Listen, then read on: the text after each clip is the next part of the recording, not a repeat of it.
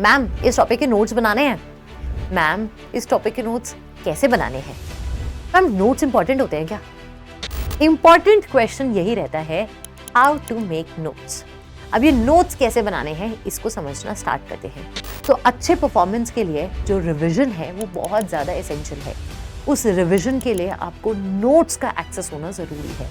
कि मान लो आपने कोई नोट्स बनाए, क्या उन्हें आपको रिवाइज करते टाइम कोई एरर दिखा तो आप ठीक करोगे? एक डाउट जो मेरे पास में हमेशा आता है, मैम इस टॉपिक के नोट्स बनाने हैं। मैम इस टॉपिक के नोट्स कैसे बनाने हैं? मैम नोट्स इंपॉर्टेंट होते हैं क्या? अब देखो, इस पूरे टीचिंग के जर्नी में मुझे 3 तरीके के बच्चे मिले। एक जो रनिंग नोट्स बनाते हैं, जो मैं पढ़ाती रहती हूँ वो एज इट इज अपने नोट्स में लिखते रहते हैं। दूसरा, कुछ ऐसे बच्चे होते हैं जो कि बुक में मार्क कर लेते हैं कि मैम ने ये टॉपिक पढ़ाया, हम खुद से पढ़ लेंगे। और तीसरा, कुछ ऐसे बच्चे होते हैं जो कि पूरा नोट्स जो है वो पीडीएफ फॉर्म में प्रिंट लेकर और उसके बाद उसे स्टेपल कर देते हैं अपनी नोटबुक में। आप इनमें से कोई भी हो सकते हो। इंपॉर्टेंट क्वेश्चन यही रहता है, हाउ टू मेक नोट्स। अब ये नोट्स कैसे बनाने हैं इसको समझना स्टार्ट करते हैं। सबसे पहले, नॉट एवरीथिंग इज इंपॉर्टेंट। याद रखो कि कुछ चीजें जो इंपॉर्टेंट है सिर्फ उसी चीज को नोट्स में लिखने का फायदा होता है।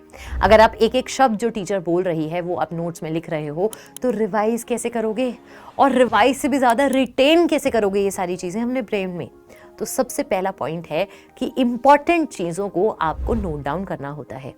कोई चीज आपके लिए इंपॉर्टेंट हो सकती है, दूसरे के लिए नहीं हो सकती है, that is up to you. इसलिए नोट्स पर्सनल होते हैं। कॉपी पेस्ट मत किया करो नोट्स को, क्योंकि नोट्स हर किसी के लिए पर्सनलाइज्ड बनाने चाहिए। दूसरी चीज, क्या नोट्स बनाने कंपलसरी हैं क्लैट एग्जामिनेशन के लिए? मैं कहती हूं, अगर आपके पास में एक आइडियटिक मेमोरी है कि मतलब आप जो भी पढ़ेंगे वो आपको 100% याद रहता है, तो आप नोट्स मत बनाइए। बट अगर 99% याद रखने वाली कैटेगरी में भी अगर आप फॉल करते हो तो प्लीज नोट्स बना लीजिए। Do a favour to you and to us कि नोट्स आपको हेल्प करेंगे रिविजन के टाइम पे। बिना रिवाइज करे अगर आप कोई भी एग्जाम में जाते हो ना बेटा, प्रोबेबिलिटी है कि आप अच्छा परफॉर्म नहीं करोगे। तो अच्छे परफॉर्मेंस के लिए जो रिवीजन है वो बहुत ज़्यादा एसेंशियल है। उस रिवीजन के लिए आपको नोट्स का एक्सेस होना ज़रूरी है। मैम अगर हम बुक में मार्क कर लेंगे तो भी तो चल जाएगा। बट मान लो, अपने आप को इमेजिन करो कि 1 हफ्ता रह गया है सिर्फ क्लैट एग्जामिनेशन में, आपके सामने 9 किताबें रखी हुई हैं। अब उन 9 किताबों को आप कितनी जल्दी रिवाइज कर पाओगे इन कंपैरिजन टू वो नोट्स जो आपने खुद अपनी राइटिंग में लिखे हैं, जिससे आपने रिविजन किया है, जिसमें आपने एडिशंस किए हैं, सब्ट्रैक्शंस करे हैं। आप अपने आप कंपेयर कर सकते हैं कि वो इंसान जिसने नोट्स बनाए हैं is at a better position in comparison to somebody जिसने नोट्स कभी बनाए ही नहीं है। अब आते हैं कि नोट्स को बनाना कैसे है। 2 तरीके से आप बना सकते हो।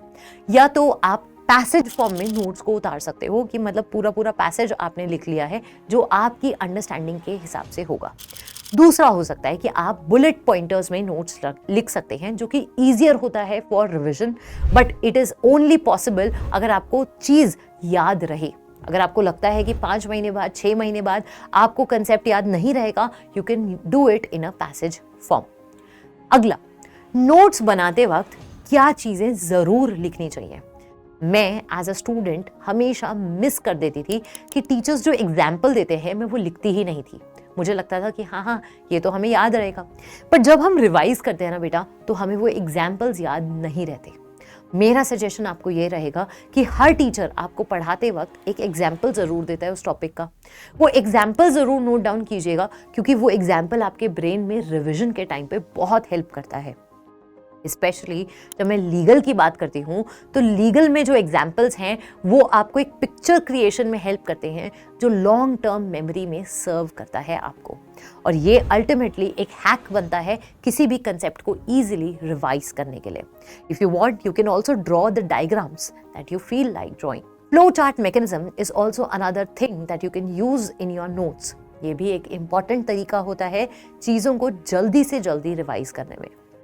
अब आता है कि मान लो आपने कोई नोट्स बनाए, क्या उन्हें आपको रिवाइज करते टाइम कोई एरर दिखा तो आप ठीक करोगे?